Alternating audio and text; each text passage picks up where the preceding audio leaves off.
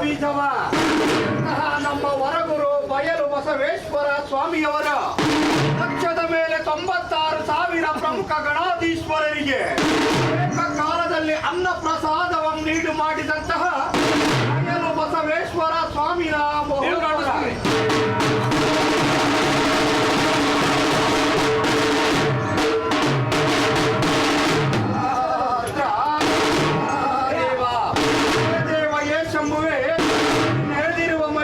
ಮಲ್ಲಿಗೆಯಂತ ಅಕ್ಕ ತಂಗಿಯರೇ, ಬೆಳಗಿನ ಕಿತ್ತಳೆ ಹಣ್ಣಿನಂತ ಅಣ್ಣ ತಮ್ಮಂದಿರೇ, ಕೋಲಾರದ ಚಿನ್ನದ ಗಣಿಯಂತಹ ನನ್ನ ಸದ್ಭಕ್ತ ಶರಣ ಬಂಧುಗಳೇ, ಆಗಸದಿಂದ ಬಿದ್ದಂತ ಬೆಳೆ ನೀರುಗಳೆಲ್ಲವೂ ಮುತ್ತುಗಳಾದರೆ ಸಾಗರಗಳಿಗೆ ನೀರಿರುವುದಿಲ್ಲ.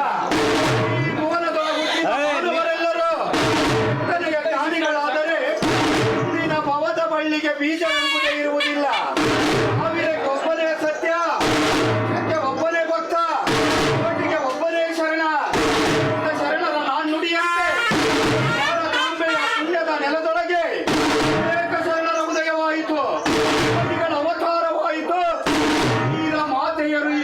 ಬಾಳಿ ಬೆಳಗ್ಗೆ ಹೋದರ ನಾಡಿನಲ್ಲೇ ಕನ್ನಡವೇ ತನ್ನ ಉಸಿರನ್ನಾಗಿರಿಸಿಕೊಂಡು ಶರಣರನ್ನು ಕೈ ಬೀಸಿ ಕರೆಯುವ ಶರಣರ ನಾಡು, ಕವಿಗಳ ತವರು ಮನೆಯಂತಿರುವ ಭಕ್ತರ ನಾಡು, ಮುತ್ತೈದೆಯರ ಬೀಡು ಗೆದ್ಲೆ ಹಳ್ಳಿಯ ಸುಕ್ಷೇತ್ರ ಗ್ರಾಮವಾಗಿದೆ. ಗ್ರಾಮದ ಆರಾಧ್ಯ ದೈವ ಎಲ್ಲರಿಗೆ ವಲ್ಲಭನಾದಂತಹ ಬಯಲು ಬಸವೇಶ್ವರ ಸ್ವಾಮಿಯೋ, ಮಲ್ಲಿಕಾರ್ಜುನ ಸ್ವಾಮಿಯೋ ಇವರನ್ನ ನಂಬಿ ನಡೆಯಬೇಕು. ನಮ್ಮ ಜೀವನವು ಪಾವನವಾಗುವುದು. ನಡೆದಾಡಿದಂತ ದರೆಗಳೆಲ್ಲವೂ ಪಾವನವಯ್ಯ. ನುಡಿಗಳೇ ವೇದವಾಕ್ಯವಯ್ಯ.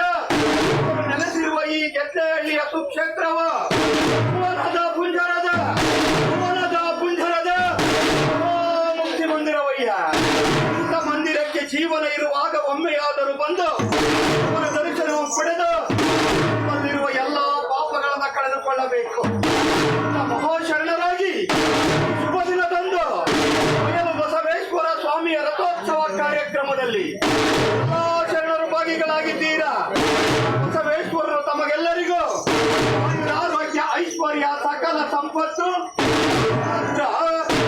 ಗ್ರಾಮಕ್ಕೆ ಸಕಾಲಕ್ಕೆ ಮಳೆ ಬೆಳೆಗಳಾಗಲಿ ಎಂದು ಪ್ರಾರ್ಥಿಸುತ್ತಾ ಲಿಂಗಾಂಗಿ